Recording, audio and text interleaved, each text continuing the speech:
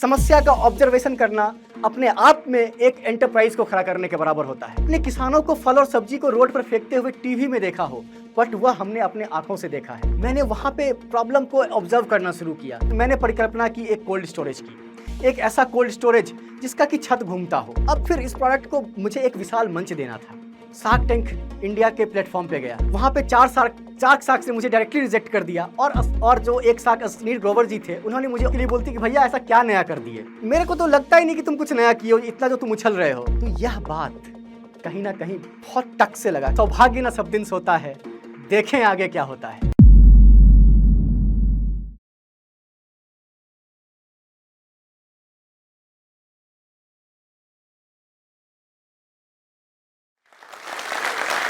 नमस्कार, मेरा नाम निक्की कुमार झा है और मैं भागलपुर बिहार के एक बहुत ही छोटे से गांव से आता हूं।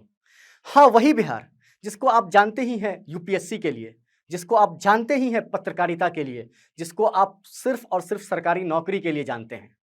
वहाँ एंटरप्रेन्योरशिप, स्टार्टअप, इनोवेशन आज भी एक बड़ा सामाजिक विडंबना है। आज मैं आपको अपने आप से जोड़ करके यह बताऊंगा कि कैसे एक बिहार का बच्चा जो कि बहुत ज़्यादा पढ़ने लिखने में रुचि नहीं रखता था, वह एक इनोवेटर बना और इनोवेटर बनने के बाद फिर वह एंटरप्रेन्योर बना।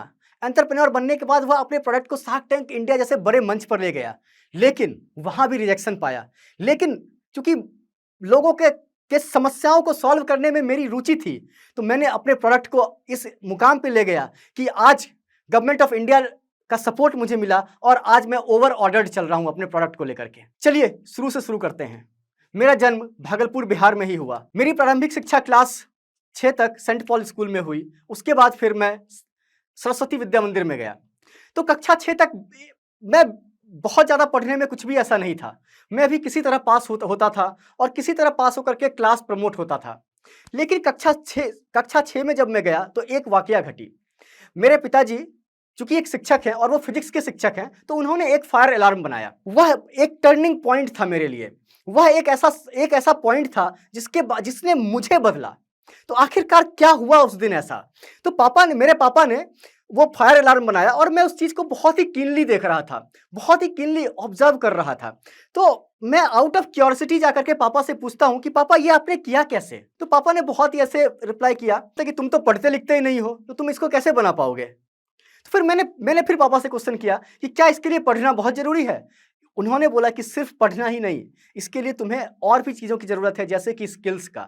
मतलब तुम्हें इसमें देखो, इसमें छोटे-छोटे चीज़ें होती हैं, तुम्हें सोल्डरिंग करना होता है, तुम्हें कंपोनेंट को लगाना होता है, तुम्हें और भी कई सारी चीज़ों का ध्यान रखना होता है कुछ बनाने के लिए। मैंने बोला कि ऐसा क्या? तो उस दिन से मैंने अपने आप को बदलने का सोचा। इस कहानी से जोड़कर मैं आपको यह बताना चाहता हूँ कि एक छोटा-सा भी जो इवेंट होता है, वह भी आपके जीवन में एक बहुत ही सकारात्मक परिवर्तन ला सकता है।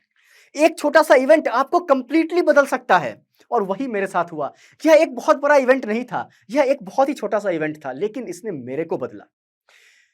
तो अब आखिरकार उस दिन के बाद से मैंने पढ़ना शुरू किया और कक्षा 6 से लेकर के कक्षा 10 तक अभी भी मेरे जीवन का वह सबसे सुनहरा पल होता है जब मैं उसको याद करता हूँ, जिसमें कि मैं सिर्फ इनोवेशन की बातें किया करता था।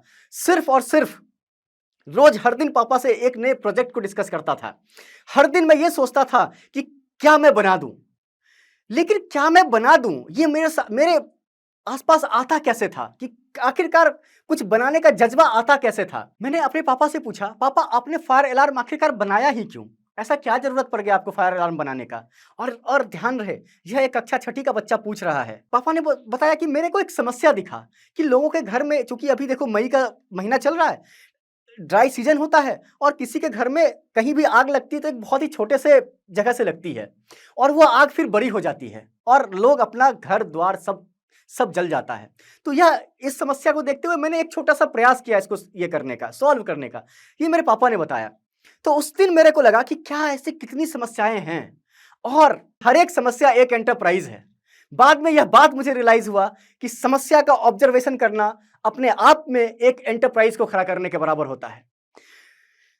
फिर वहां से मेरी जर्नी कुछ इस तरह शुरू होती है कि मैं भी अब छोटे छोटे समस्याओं को देखने लगा कि आखिरकार क्या करूं ऐसा, और उसी समस्या का समाधान लेकर के मैं विज्ञान मेला में जाते रहा।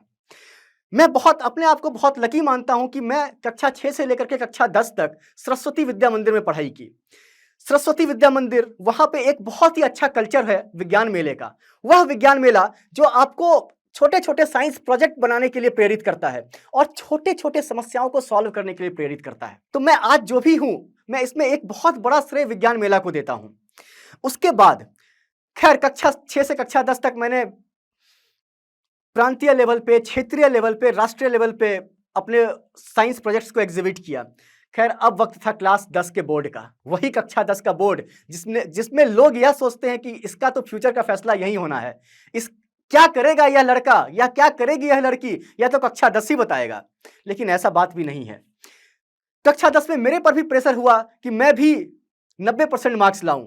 मेरे पर भी फैमिली का प्रेशर पड़ा, मेरे पर भी समाज का प्रेशर आया कि कक्षा 10 में 90% तो मार्क्स लाना ही है भाई, नहीं तो तुम इस समाज में रहने लायक ही नहीं हो। कक्षा 10 में तो 90% मार्क्स नहीं आया, हाँ, लेकिन 80% से के ऊपर मार्क्स से मैंने कक्षा 10 को पास किया और मैं भी शामिल हुआ वही भेड़ चाल में। IIT, AIEEE, इंजीनियरिंग करना है। अब शुरू हुआ वक्त जहाँ की बहुत सारी चीजें बदली मेरे जीवन में। मेरा जो स्कूल था जहां मैंने 12वीं क्लास में एडमिशन लिया, वह नवयुग विद्यालय है। नवयुग विद्यालय मेरे घर से 12 किलोमीटर की दूरी पर है और उस समय या आज भी हमारे बिहार में बहुत अच्छे संसाधन विकसित नहीं है, बहुत अच्छा ट्रांसपोर्टेशन और इंफ्रास्ट्रक्चर विकसित नहीं है। हो सकता है आप जो हमारा टॉक ये सुन रहे हैं, आपके यहाँ बहुत सारे संसाधन हो, बहुत सारे ट्रांसपोर्टेशन हो, बट उतना लकी मैं उस मामले में नहीं था। एक गांव से पगडंडियों से निकल करके मुझे साइकिल लेकर के शहर जाना पड़ता था क्लास 11th और क्लास 12th में पढ़ने के लिए। 12 किलोमीटर साइकिलिंग, जाना और आना। यह जो दौर था इसने मुझे बहुत संघर्ष करना सिखाया, इसने मुझे हार्ड वर्किंग सिखाया। मैं इस चीज को आज आपके सामने इसलिए रख रहा हूं क्योंकि आप भी जाने कि यह जो छोटे छोटे संघर्ष होते हैं यह भी आपको बदलते हैं और यह भी आपको प्रेरित करते हैं कि आप कैसे हार्ड वर्किंग बने। कक्षा 11वीं पास किया, कक्षा 12वीं में आया। अब उस समय और भी ज्यादा बड़ा प्रेशर था। कक्षा 12वीं के जस्ट बाद IIT का एग्जाम था, उसके बाद AIEEE का एग्जाम था। बट वहां पर पता नहीं किस्मत में कुछ और लिखा था मेरे। IIT में क्रैक नहीं कर पाया। 2 विषयों में तो बहुत अच्छा किया, लेकिन एक विषय में अच्छा नहीं कर पाया, तो उसका इंडिविजुअल कट ऑफ में पार नहीं कर पाया और फाइनली मैं IIT नहीं पहुंच पाया। तो वो एक बहुत ही डिप्रेसिंग फेज था मेरे लिए, इतना डिप्रेसिंग कि पता नहीं, मैं अपने आप को बिल्कुल नकारा समझने लगा था। मेरे अंदर का वो जो पीछे की बात थी 4 साल की, कक्षा 6 से 10 तक में, जहां पे कि हर दिन मैं नए इनोवेशन की बात करता था, हर दिन लोगों के प्रॉब्लम सॉल्व करने की बात करता था, वह कंप्लीटली मर चुका था। खैर वो तो छूट ही गया और यहाँ IIT भी नहीं निकला, क्योंकि कहीं ना कहीं मैं वो इनोवेशन छोड़ करके, जो मेरा फील्ड ऑफ एक्सपर्टीज था, उसको छोड़ करके मैं किताबों को घसने लगा। मैं पता नहीं कितने न्यूमेरिकल सॉल्व करने लगा, जिसके कारण कि वह भी नहीं हुआ। उस समय मेरे को लगा कि मैं डिप्रेशन में जा रहा हूं। तो फिर मैं अपने पापा के पास गया, मैंने पापा से ये बात को शेयर किया। तो फिर पापा ने मुझे बताया कि अब तुम्हें मैं यहाँ नहीं रखूंगा और तुम्हें मैं किसी भी इंजीनियरिंग कॉलेज में डाल रहा हूँ। और उसी साल उन्होंने मुझे एक इंजीनियरिंग कॉलेज में, बजाज में एडमिशन करवाया और उन्होंने बताया कि तुम अपने अब जो तुम्हारा इनोवेटर है उसको फिर से डेवलप करो। तुम कितने खुश रहा करते थे जब तुम इनोवेशन किया करते थे, तुम कितने खुश रहा करते थे जब तुम हमसे आकर के यह बात किया करते थे कि पापा यह प्रॉब्लम है और इसको सॉल्व करना है। तुम कितने खुश हुआ करते थे जब तुम कुछ नया चीज मेरे पास बना के लाते थे। और उसी समय मेरे को भी उतनी ही खुशी होती थी कि हाँ, तुमने कम से कम कुछ तो ट्राई किया, तुम कुछ तो बदलना चाहते हो सोसाइटी में, तुम समाज को कुछ तो देना चाहते हो। तो वह एक बहुत ही मोटिवेटिंग स्पीच था मेरे लिए। अगेन मैंने अपने आप को देखा, फिर से मैं सोचा कि क्या मेरे अंदर फिर से वही एनर्जी आ सकती है, क्या मैं ऐसा अपने में क्या चेंज करूं कि मैं फिर से वही एनर्जी पाऊं। तो फिर मैंने सोचा कि चलो मैं बैक टू रूट्स चलता हूं। खैर बैक टू रूट्स अब तो विज्ञान मेला में भाग भी नहीं ले सकता था, क्योंकि वह तो कक्षा 6 से कक्षा 10 तक का ही बात था। तो अब मैं क्या कर सकता हूं, तो अब मैं इंटरनेशनल कॉन्फ्रेंसेस में जाऊंगा। और बात यहां से शुरू होती है। मैंने जैसे ही इंजीनियरिंग में प्रवेश लिया, पहले साल में ही 7-8 इंटरनेशनल कॉन्फ्रेंसेस में भाग ले डाले और कहीं कहीं तो उस समय, उसके बाद 3-4 कॉन्फ्रेंसेस के बाद फिर से मेरा कॉन्फिडेंस बिल्डअप होना शुरू हुआ। फिर से उसी दरमियान फर्स्ट ईयर में ही मैंने 4-5 रिसर्च पेपर लिख डाले। उसी दरमियान कई सारे चीजों को एक्सपेरिमेंट करना शुरू किया और कई सारे इंटरनेशनल कॉन्फ्रेंसेस में कीनोट स्पीकर बन के गया। तो एक दिन इसी तरह मैं फिर से पापा से को बता रहा था कि पापा, मैं देखिए बहुत अब फिर से मेरे अंदर वही एनर्जी आना शुरू हो गया है। तो उस दिन पापा ने मुझसे एक बात बोला कि देखो अपने स्कूल जाता हूँ और मेरे पापा का स्कूल कहलगांव में है और वहाँ एनटीपीसी प्लांट है। तो एनटीपीसी प्लांट में आप देखेंगे कि क्या होता है कि बहुत सारे राख निकलते हैं जिसको कि फ्लाई ऐश कहा जाता है। एनटीपीसी के अराउंड उस राख का बवंडर जब जब हवा हवा चलती है तो वो राख का बवंडर उड़ता है। और मेरे पापा का आंख बहुत सेंसिटिव है, तो उन्होंने बोला कि बार बार ये राख मेरे आंख में आ जाती है और जिसके कारण कि मेरे को दिक्कत होता है, तो तुम इसके बारे में थोड़ा बहुत क्यों नहीं सोचते हो? मैंने बोला कि बिल्कुल हम कुछ ना कुछ सोच सकते हैं। तो चूंकि मैं इलेक्ट्रिकल इंजीनियरिंग कर रहा था, तो सबसे पहला बिजली ही हिट करता है, क्योंकि इलेक्ट्रिकल इंजीनियर हूँ, कहीं ना कहीं अपने रूट से तो जुड़ूंगा ही। तो मैंने बोला कि पापा राख से बिजली उत्पन्न कर दे क्या? फिर से कोयले से तो हुआ ही, राख से भी कर दे क्या? मैंने बोला बहुत अच्छा बात है, अगर तुम कर सकते हो तो करोगे कैसे? तो मैंने राख के बारे में पढ़ना शुरू किया, कोयले के राख के बारे में पढ़ना शुरू किया, तो उसमें मैंने पाया कि उसमें भी तो आयंस होते हैं। अब आयंस होते हैं तो आयंस को मूव भी तो करवाना था और बिजली मिल जाना था। तो ये छोटा सा प्रोजेक्ट किया और मैंने बिजली बना दिया राख से। अब 200 ग्राम राख से 2 वोल्ट बिजली मैंने उस समय मतलब 2 वोल्ट का पोटेंशियल डिफरेंस मेरे को मिला। यह मेरे अंदर कहीं ना कहीं वो फिर से वह वाला कॉन्फिडेंस वापस लाया कि मैं बहुत अच्छा कर सकता हूं। अब मैं आपको अपने आप से जोड़ करके यह बताना चाहूंगा कि जब आपको भी लगे कि आप कहीं ना कहीं कॉन्फिडेंस खो रहे हो, आपको भी लगे कि आपके ऊपर बहुत सारे मेंटल प्रेशर है कुछ आगे करने का और आप कुछ कर नहीं पा रहे हो, आप हर दिन बैक जा रहे हो, आप हर दिन डिप्रेशन में जा रहे हो, तो मेरे भाई मेरे दोस्त वहीं पे ठहरो, वहीं पे विराम लो, वहीं पे रुको। एक बार अपनों से बात करके देखो, एक बार अपने मेंटर से, अपने गाइड से, अपने पापा से, अपने फैमिली से बात करके देखो। जरूर कुछ ना कुछ आप में बदलाव आएगा, जरूर आप बदलोगे और जरूर आप आगे बढ़ोगे। कि वो पथ क्या, पथिक कुशलता क्या, जब पथ में बिखरे सूल ना हो।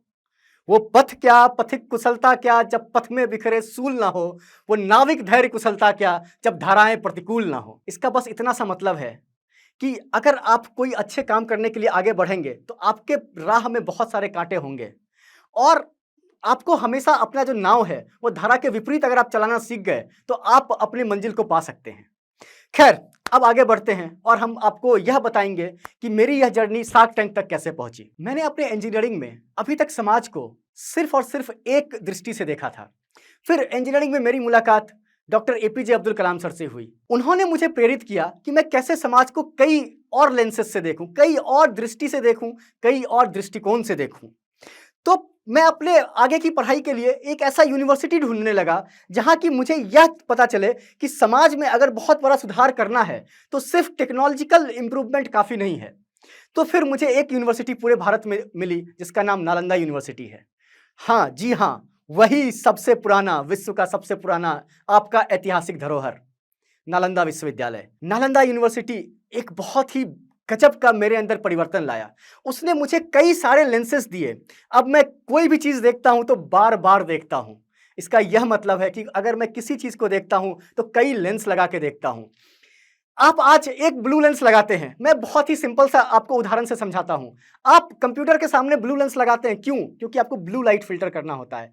इसी तरह आपको समाज में भी कई सारी चीजों को फिल्टर करके देखने की जरूरत है। नालंदा यूनिवर्सिटी में मैं बहुत अच्छा करने लगा, वहां भी मेरे प्रोफेसर काफी खुश रहने लगे। और अब बारी आई वही फिर से लास्ट सेमेस्टर की, जहां बात होती है डिसर्टेशन की, जहां बात होती है थीसिस की, जहां बात होती है अपने आप को प्रूफ करने की लास्ट 6 मंथ में। तो मैं अपने guide professor Somnath Bandopadhyay sir के पास गया। तो प्रोफेसर सोमनाथ बंदोपाध्याय सर ने मुझे एक बहुत ही अच्छी बात बोली। जब मैं, क्योंकि उस समय तक भी बहुत ज्यादा ट्रांजिशन नहीं हुआ था मेरे में, मैं अभी भी बायस्ड था टेक्नोलॉजी की तरफ। हाँ, कई सारे लेंसेस मिल गए थे, बट कहीं ना कहीं इंजीनियर था ना, तो बायस्ड था टेक्नोलॉजी की तरफ। मैं उनके पास बहुत ही फैसिनेटिंग सा प्रॉब्लम स्टेटमेंट लेकर के गया कि सर मैं पोल्यूशन सॉल्व करूंगा, सर मैं ग्लोबल वार्मिंग का प्रॉब्लम सॉल्व करूंगा, सर मैं रिवर का प्रॉब्लम सॉल्व करूंगा। तो फिर सर ने मुझे वहां पे रोका।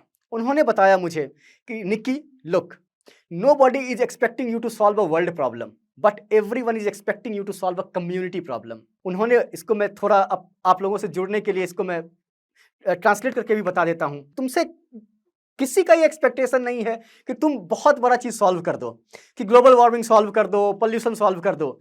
लेकिन अगर तुम अपने गांव जाते हो, अगर तुम अपने घर जाते हो, अगर तुम अपनों के पास जाते हो, तो सबका यह एक्सपेक्टेशन तुमसे जरूर है कि उस कम्युनिटी का प्रॉब्लम सॉल्व हो। तो कहीं ना कहीं फिर से सर ने मुझे अपने रूट्स पे भेजा। और यह देखिए हर समय जब भी मेरे को कुछ पाना चाहा मैं अपने रूट्स पे गया, फिर मैं घर वापस गया। वहां पे देखना शुरू किया कि सबसे बड़ा समस्या क्या है। मैंने वहां पे प्रॉब्लम को ऑब्जर्व करना शुरू किया, तो मैंने वहां पे देखा कि चूंकि हमारा गांव गंगा के किनारे बसा हुआ है, तो हमारी मिट्टी बहुत ही उर्वरक है। तो उसमें आप बस ऐसे सीड्स को छींट देते हैं तो कई सारे आपको फल और सब्जी के पौधे निकल आते हैं। तो वहां पे प्रोडक्शन बहुत ज्यादा होता है, और प्रोडक्शन ज्यादा इसका यह मतलब नहीं है कि किसान के आय में वृद्धि हो जाएगी, लेकिन प्रोडक्शन ज्यादा होने का यह मतलब जरूर है कि आपका वेस्टेज ज्यादा होगा। तो वहां पे हो सकता है कि हमारा जो आप टॉक सुन रहे हैं, कई सारे लोग आपने किसानों को फल और सब्जी को रोड पर फेंकते हुए टीवी में देखा हो, बट वह हमने अपने आंखों से देखा है कि कैसे एक छोटा किसान, एक बहुत ही सीमांत किसान अपने 6 महीने के कमाई को कैसे रोड पर फेंक देता है। तो यह समस्या मेरे को हिट कर गई। बहुत डीपली मैं इस समस्या से सैडन्ड हुआ और मैंने सोचा कि इसको सॉल्व करते हैं। फिर मैं इस प्रॉब्लम स्टेटमेंट को लेकर के अपने प्रोफेसर के पास गया और उन्होंने बोला कि बहुत अच्छा, इसको तुम सॉल्व करो। अगेन फिर से मैंने सोचा कि इसको इंजीनियरिंग वाले चीज़ों से सॉल्व करते हैं, और मैंने परिकल्पना की एक कोल्ड स्टोरेज की, एक ऐसा कोल्ड स्टोरेज जिसका कि छत घूमता हो। तो वह कोल्ड स्टोरेज हमने बनाया भी। वह एक ब्यूटीफुल इनोवेशन था जिसपे मेरे को मास्टर्स में अच्छे ग्रेड्स के साथ मैं पास किया। तो इसी सक्सेस को एक दिन मैं फिर से क्या कर रहा था, एक मतलब रात्रि भोजन के समय मैं अपने पिताजी और अपनी बहन के साथ डिस्कस कर रहा था। तो आप जानते हैं हम भारत में भाई बहन का रिलेशन कैसा होता है, एक दूसरे से हमेशा थोड़ा सा झगड़ना, थोड़ा सा लड़ना। तो वो मेरा टांग खींचने के लिए बोलती कि भैया ऐसा क्या नया कर दिए, मेरे को तो लगता ही नहीं कि तुम कुछ नया किए हो, इतना जो तुम उछल रहे हो कि तुमने ये बनाया वो बनाया। तुमने बस क्या किया कि तुम भी वही ओल्ड टेक्निक यूज किए, रेफ्रिजरेंट यूज किए। हाँ, मानती हूं कि थोड़ा सा तुमने इफिशियंसी बढ़ा दिया, ठीक है, सोलर के साथ तुमने अलाइन कर दिया, थोड़ा सा इफिशियंसी बढ़ गया, लेकिन इसमें कुछ नया तुमने नहीं किया। क्या तुम नॉन कूलिंग टेक्निक नहीं यूज कर सकते थे? क्या तुम non refrigerant based solution use नहीं कर सकते थे?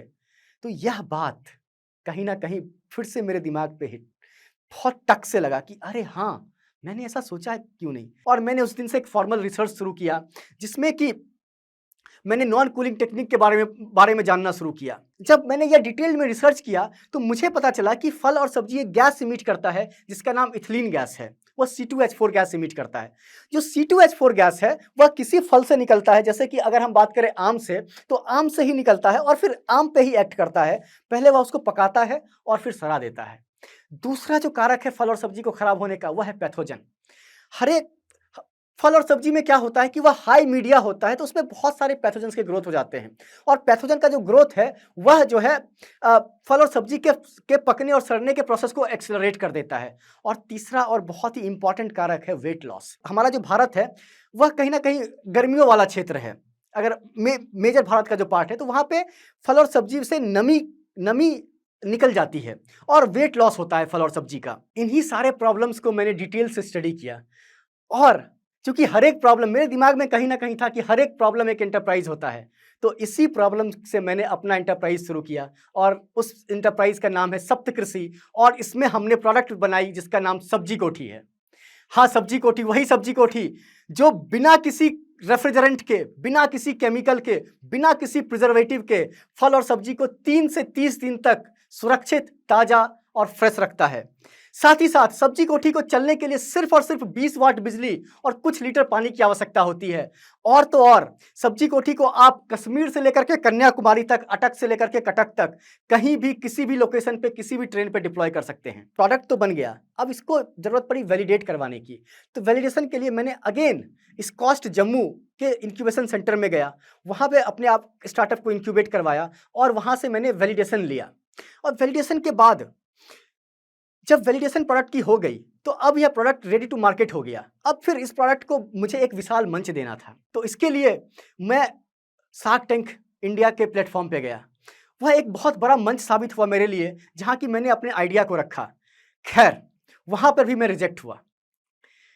वहां पे चार शार्क से मुझे डायरेक्टली रिजेक्ट कर दिया, और जो एक शार्क अश्नीर ग्रोवर जी थे, उन्होंने मुझे ऑफर भी किया कि कि तू इसको क्रेट में बनाओ और मैं तुम्हें जो भी वैल्यूएशन होगा उस पे पैसे देने के लिए तैयार हूँ। लेकिन यहाँ पे मैंने सोचा कि नहीं, मुझे फिर से प्रोडक्ट डेवलपमेंट का पूरा स्टेज जाना पड़ेगा और कहीं ना कहीं अगर मैं क्रेट में बना दूंगा तो कहीं ना कहीं मैं जिसके लिए प्रोडक्ट बनाया हूँ, अपने कम्युनिटी के लिए प्रोडक्ट बनाया हूँ, क्योंकि मैं वहाँ से इंस्पायर किया हूँ। मैं उन छोटे किसानों के लिए प्रोडक्ट बनाया हूँ, उन मार्जिनल किसान, छोटे सीमांत किसान के लिए प्रोडक्ट बनाया हूँ, तो कहीं ना कहीं मैं वो ध्येय खो दूंगा। तो इसी कारण मैंने उनको सॉरी बोला कि सर मैं प्रोडक्ट डेवलपमेंट स्टेज में फिर से नहीं जाना चाहूँगा। कहीं ना कहीं मेरे दिमाग में वो छोटे किसान हमेशा से रहे थे। तो उसके बाद खैर मैं फिर से दिनकर जी की एक पंक्ति बोलूँगा कि सौभाग्य न सब दिन सोता है, देखें आगे क्या होता है। तो कहीं ना कहीं फिर से मैंने स्टार्ट किया और आज यह है कि मैं ओवर ऑर्डर्ड हूँ। किसानों का असीम प्रेम मिला मुझे, शार्क टैंक इंडिया के बाद असीम प्रेम मिला। किसान लोग मेरे प्रोडक्ट के साथ सिंपैथाइज किए और आज हमारी कैपेसिटी से ज़्यादा हमारे पास ऑर्डर हैं। आज हमारी फैक्ट्री लाइव है। आज सब्जी कोठी एक एग्रीकल्चर के क्षेत्र में एक क्रांति बन चुका है, जहां की आज आप अगर हमारे फैक्ट्री आए तो हमारा फैक्ट्री भी गांव में है।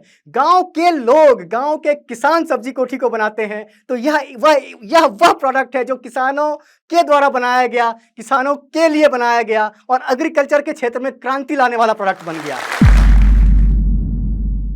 ये जो कहानी आपने सुनी वो सिर्फ इनकी ही नहीं बल्कि हम सब की है। बस कुछ नया करने का जुनून हो तो हम भी सारी परिस्थितियों को पीछे छोड़ आगे बढ़ सकते हैं। इसीलिए global alliance for mass entrepreneurship आपके लिए लाया है एक फेसबुक ग्रुप, एंटरप्रेन्योर्स नेटवर्क। इस ग्रुप के जरिए आप अपने जैसे एस्पायरिंग एंटरप्रेन्योर से आसानी से जुड़ सकते हैं, नेटवर्क बना सकते हैं और इस कम्युनिटी से इनसाइट भी पा सकते हैं। तो ज्वाइन करें इस फेसबुक ग्रुप को डिस्क्रिप्शन में दिए गए लिंक के जरिए। मिल जाए जो हाथ तो मुमकिन, मिल जाए जो हाथ तो मुमकिन, मिल जाए जो हाथ तो मुमकिन, आसमान को पाना होगा।